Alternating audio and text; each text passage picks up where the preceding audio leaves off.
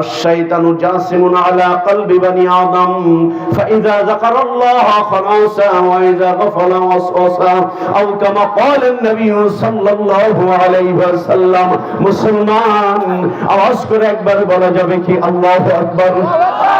আল্লাহর নবী বলেন প্রতিটা বনি আদম যারা প্রত্যেকটা বনি আদমের কলবের মধ্যে শয়তান খামসি মেরে থাকে, ধোঁকা দিতে থাকে।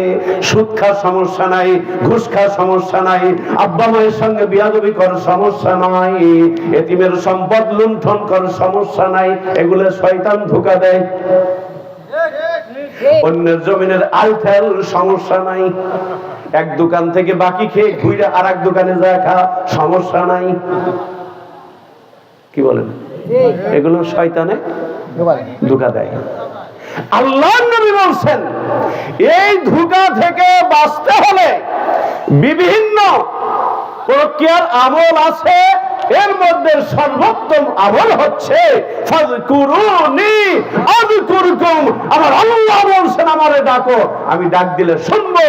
আল্লাহর নবী হাদিস শরীফে বলেন সর্বোত্তম আল্লাহর স্মরণ, সর্বোত্তম আল্লাহর জিকির হলো লা ইলাহা ইল্লাল্লাহ।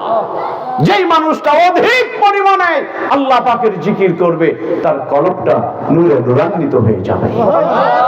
জিকির মানে আল্লাহর স্মরণ, নামাজ আল্লাহর জিকির, আব্বা মায়ের খেদমত আল্লাহর জিকির, দান সদকা আল্লাহর জিকির, ভালো যত কাজ আছে সব আল্লাহর জিকির, কোরআন তেলাওয়াত আল্লাহর জিকির। আমার ভাইয়েরা, যেই ঘরে কোরআন তেলাওয়াত আছে, যেই ঘরে নামাজ আছে, যেই ঘরে সুবহানাল্লাহর আমল আছে, আলহামদুলিল্লাহর আমল আছে, যেই ঘরে আব্বা মায়ের খেদমত আছে, দুনিয়ার মধ্যে ওই ঘর আল্লাহর জান্নাতি ঘর। ওই ঘর আল্লাহর জান্নাতি ঘর। কালেকশন দেয় বলবেন বন্ধু, আমার বড় ভাই আসছে পাশে। যাও তো বলছিলাম, এরপরে আল্লাহ মুত্তাকিদের যে সিম্পটম গুলো বলেছেন, তাহলে তৃতীয় নাম্বার হলো ওয়ায়ুকিমুনাস সালাহ, যারা নামাজ কায়েম করে। তাহলে আজ থেকে আমরা এই নিয়ত করি যে আমি নামাজ আদায় করব, আমার পরিবারের যত সদস্য আছে নামাজের জন্য তাগিদ দিব ইনশাআল্লাহ। সকলে বলুন ইনশাআল্লাহ। কবুল করার মালিক কে? কবুল করার মালিক আল্লাহ। আমি নিয়তটা করতে পারি, তাই না? আমি ছেড়ে দিচ্ছি, ভাই আসছেন, আর অতিথিবৃন্দ আসছেন, তো নিয়ত করতে হয় ভালোটা। দেখেন আমার আল্লাহ কত দয়ালু আমাদের জন্য। একটা মানুষ খারাপ নিয়ত করে যে আজকে অমুকে মারবো, ফেরেশতাকে আল্লাহ গুনাহ লিখলাম, কয় থাম, যদি না মারে, ও তো কেবল নিয়ত করছে, মারে তো নাই। যতক্ষণ ওটা না মারবে ততক্ষণ গুনাহ লেখা হয় না। বিপরীতে একটা মানুষ কেমন বলবে যে আমি নামাজ পড়বো, তখন থেকেই সব লেখা শুরু হয়ে যায়। তাহলে নিয়তটা ভালো করতে হয়। ইন্নামাল আমালু বিন্নিয়াত, বুখারী শরীফ হাদিস শরীফ আল্লাহ নবী বলেন নিয়ত করো, নিয়ত গুণে বরকত।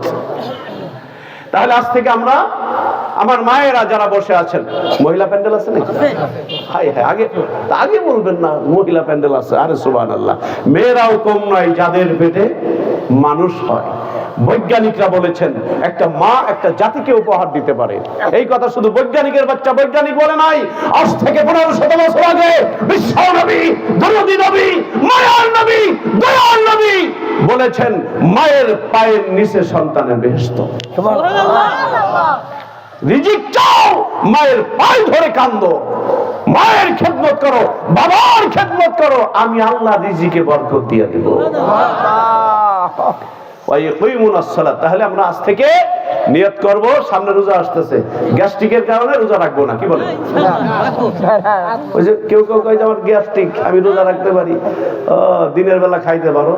দেখেন মুসলমানেরা দিনের বেলা খায়, ওপেনে সিগারেট খায়, ওপেনে হোটেল খোলা রাখে। একটা হিন্দু এই কাজ করে না।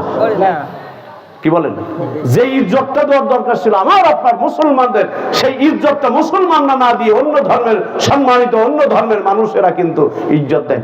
রোজা দিনের বেলায় কিন্তু রাস্তাঘাটে খাওয়া যাবে না, খাইলেও একটা মুসলমান দেখলে ও মাথা নিচু করে কোথায় পলাবে, আর মুসলমানরা বুক ফুলায়া যে আমি তো সিংহের জাত, রোজার মাসেও সিংহের জাতের পরিচয় দেয়। আল্লাহ কবে খালি কবরে আয়, শুধু কবরে আয়, বাদ বাকিরা বুঝাবানি। তো যাও, তাহলে আমরা আজ থেকে নিয়ত করি, আগামী এখন থেকে নিয়ত করি নামাজ আমি আদায় করব এবং সকলকে দাওয়াত দিব। হেদায়েতের মালিক আল্লাহ। আগামী রোজা চলে আসতেছে, আমরা রোজাগুলো পালন করার নিয়ত করি ইনশাআল্লাহ। আল্লাহর ওলিদের সহবত দরকার আছে কি নাই? আলেমদের সহবত দরকার আছে কি নাই? এই পাক ভারত উপমহাদেশে আজকে আমি মোল্লা মাথায় টুপি দিয়ে ঘুরি, আজকে আপনি তাফসীর করেন, মানুষের বাড়ির মুরগির রান খান, সব আল্লাহর ওলিদের দুয়ার বদলে। বন্ধুগণ, এরপর আল্লাহ বলছেন অমিম্মা রাযাকনাহুম ইউনফিকুন, আমি যে তোমাদেরকে দিছি অর্থ সম্পদ, এর থেকে আমি আল্লাহর রাস্তায় দান করো। তাহলে তিনটা গুণ কি কি বললাম?